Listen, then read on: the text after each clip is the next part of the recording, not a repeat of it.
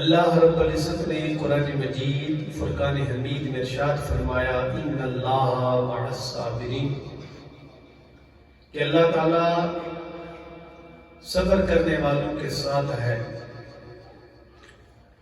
اس میں کوئی شک نہیں، جو بندہ صبر کر جاتا ہے اللہ تبارک تعالیٰ اس بندے کی مدد بھی کرتا ہے، اللہ اس کو سکون بھی عطا فرماتا ہے۔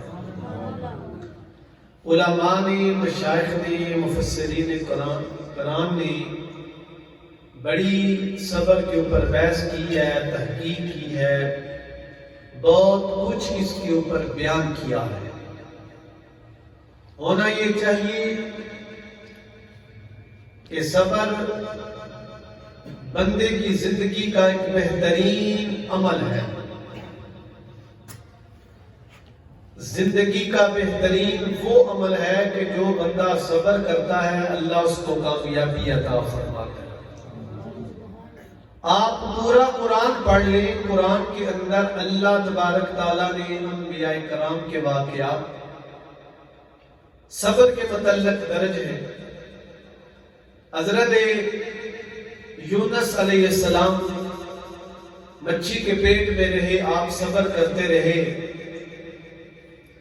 تو اللہ تبارک تعالیٰ نے آپ کو بڑا مقام عطا کیا۔ بات اگر کرے حضرت آدم صفی اللہ کی، آپ 360 سال روتے رہے، صبر کرتے رہے، اللہ کو یہ ادا اتنی پسند آئی۔ آج دنیا میں جتنی بھی انسانیت ہے، انسان ہے، سب حضرت آدم علیہ السلام کی لات کہلوانے کے حقدار ہیں۔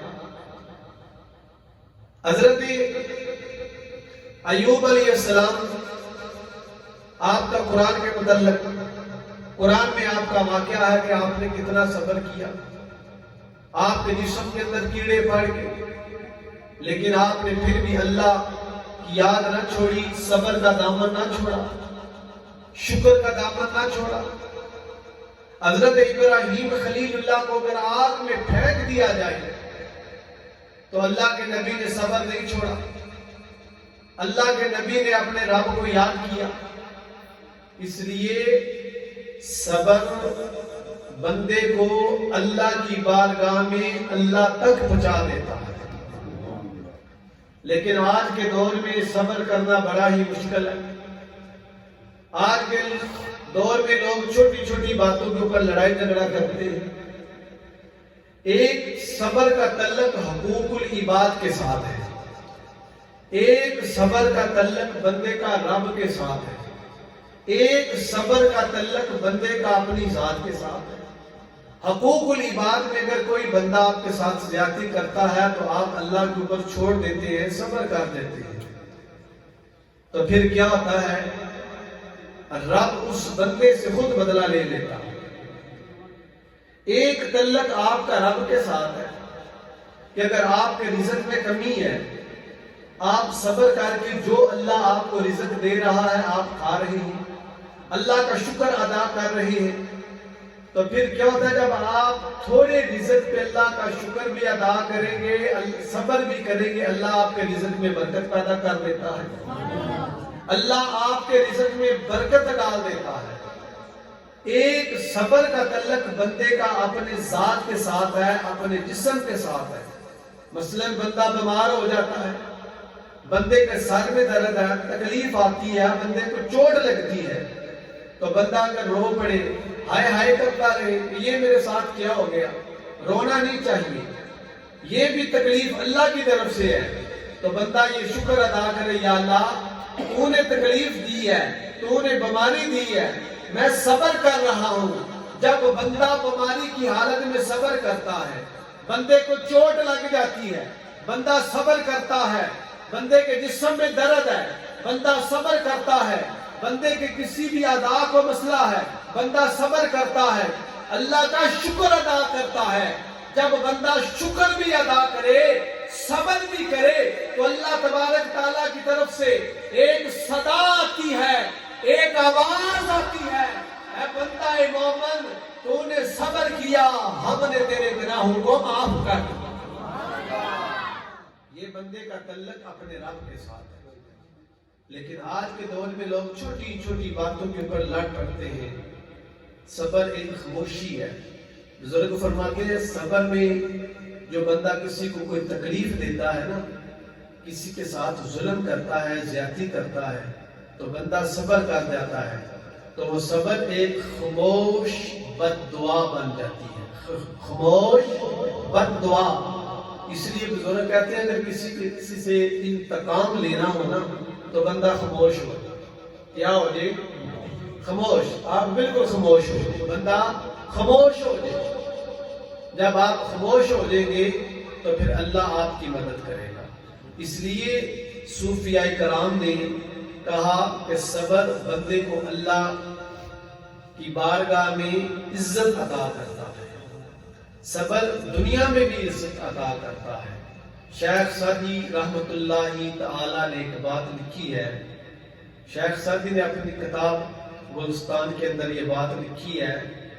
کہتے ہیں کہ میں نے ایک بندے کو دیکھا، وہ دریا کے کنارے بیٹھا ہوا تھا اور دریا کے کسی جانور نے، دریا میں رہنے والے کسی درندے جانور نے اس کو کاٹا مگر اس کا علاج نہ ہو سکا.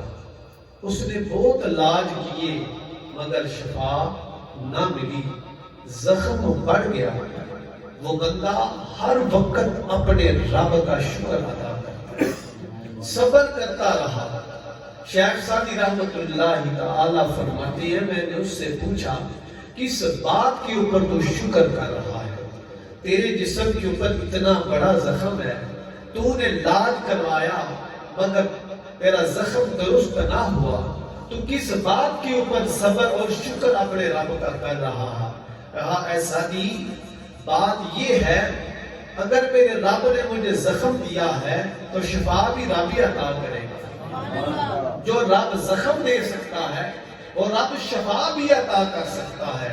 سعدی اللہ کا شکر اس لیے ادا کر رہا ہوں کہ اگر یہ زخم نہ ہوتا میں کہیں گناہ گار ہوتا، کہیں گناہ میں مبتلا ہوتا، کہیں برائی میں ہوتا.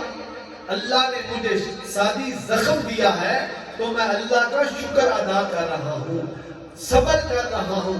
جب میں صبر کرتا ہوں، شکر اپنے رب کا ادا کرتا ہوں، میرے دل کو سکون مل جاتا ہے، میرے دل کو اطمینان مل جاتا ہے.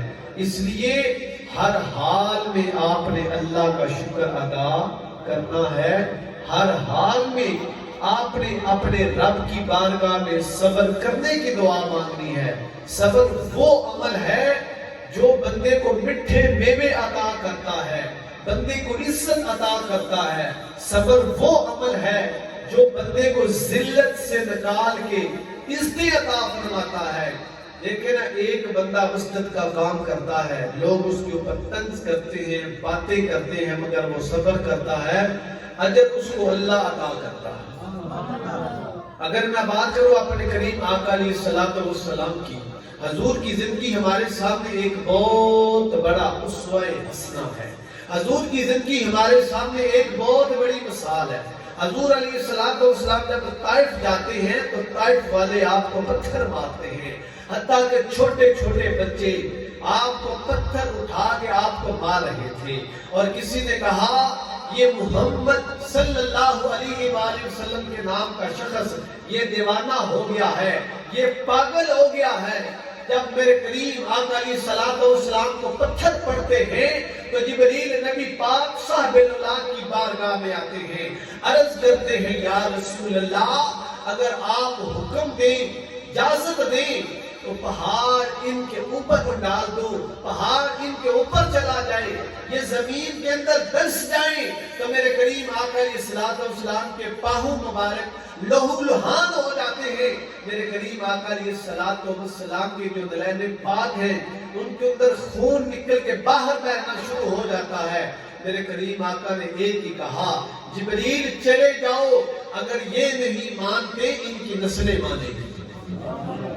حضور نے صبر کا دامن نہیں چھوڑا. اس لیے جو بندہ تنگ دستی میں صبر کرے، تنگ دستی میں اللہ کا شکر ادا کرے، اللہ تبارک تعالیٰ اس کو رزق بھی دیتے ہیں، اللہ اس کو عزت بھی عطا کر دیتے ہیں۔ آئی حضرت ابو بکر بن خزیہ رضی اللہ تعالی عنہ، آپ ایک بزرگ ہیں رحمت اللہ تعالی، آپ بہت بڑے حدیث لکھنے والے تھے، حدیث پڑھانے والے تھے۔ ابو بکر بن فرماتے ہیں ایک رات میں نے چراغ جلایا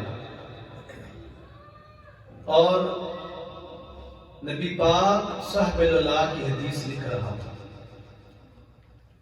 فرماتے ہیں ان دنوں میں میرے اوپر بہت تنگ دستی آ گئی، حالات اتنے تنگ ہو گئے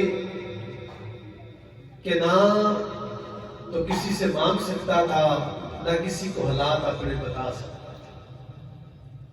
فرماتے ہیں میں صبر کرتا، اللہ کا شکر ادا کرتا، تو اللہ کی بارگاہ میں دعا کرتا، مولا تیرے نبی کی حدیث پڑھاتا ہوں، دین پڑھاتا ہوں، دین لوگوں کو سکھاتا ہوں، یا اللہ میری تنگ دستی دور کر دے۔ بہت بڑے صحابہ تھے، شاگرد تھے۔ فرماتے ہیں ایک رات میں دیا جلا کے نہ چراغ،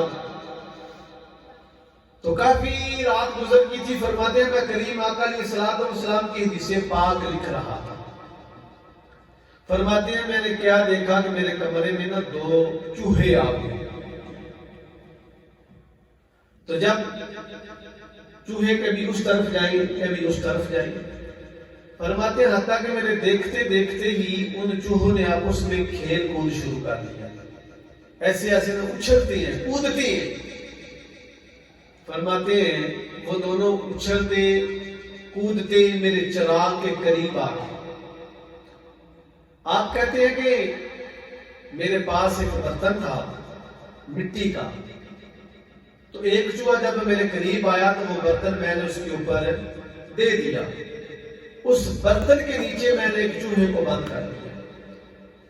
دوسرا چوہا کبھی اس طرف بھاگتا، کبھی اس طرف بھاگتا، کبھی وہ میرے پاس آتا، پھر آ کے اس نے اس برتن کو سونگنا شروع کر دیا کہ جو میرا دوسرا ساتھی تھا وہ اس کے نیچے ہے۔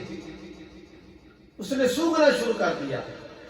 جب سونگا نا تو وہ دوڑتا ہوا واپس اپنی بل میں اپنے گھر میں چلا گیا۔ تھوڑی دیر کے بعد وہ اپنے منہ میں ایک دینار لے کر آیا۔ اس نے آ کے وہ دینار میرے سامنے پھینک دیا اور دیکھتا رہا کہ میں نے وہ برتن نہیں اٹھایا۔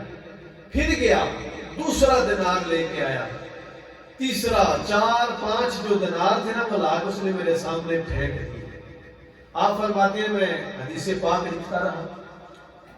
فرماتے ہیں جب اس نے دیکھا نا کہ میں نے 4 5 دینار ان کے سامنے پھینک دیے، منہ میں لے کر آیا، تو انہوں نے کوئی توجہ نہیں دی۔ فرماتے ہیں پھر وہ گیا، اس نے اپنے منہ میں نا ایک چھوٹی سی دینار کی پوٹلی باندھی ہوئی تھی، وہ پوٹلی کو کھینچتا کھینچتا لیا اور اس نے آ کے میرے پاس پھینک دی۔ کہتے ہیں میں سمجھ گیا اب اس کے پاس اور دینار نہیں ہے۔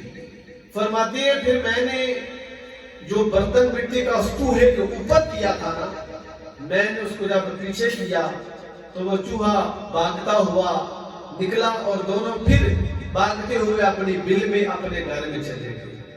آپ فرماتے ہیں وہ جو دینار تھے کچھ چوہے نے منہ میں لا کے پھینکے اور کچھ اس نے چھوٹی سی وہ پوٹلی بنی ہوئی تھی اس میں لا کے اس نے پھینک دیے۔ فرماتے ہیں وہ میں نے اپنے اوپر خرچ کر دیے، اور پھر میں نے اللہ کی بارگاہ میں یوں التجا کی، مولا تو کتنا بے نیاز ہے جب دینے پہ آتا ہے، جو تیرا بندہ شکر کرتا ہے، جو بندہ تیری بارگاہ میں صبر کی دعا مانگتا ہے، اللہ جو بندہ صبر اور شکر کرتا ہے، جب تو دینے پہ آتا ہے تو پھر چوہوں کی بلوں سے دینار نکال کر تو اپنے بندوں کی مدد کر دیتا۔ اس لیے صبر اور شکر کی بڑی برکتیں ہیں۔ آج لوگ بے صبرے ہو گئے۔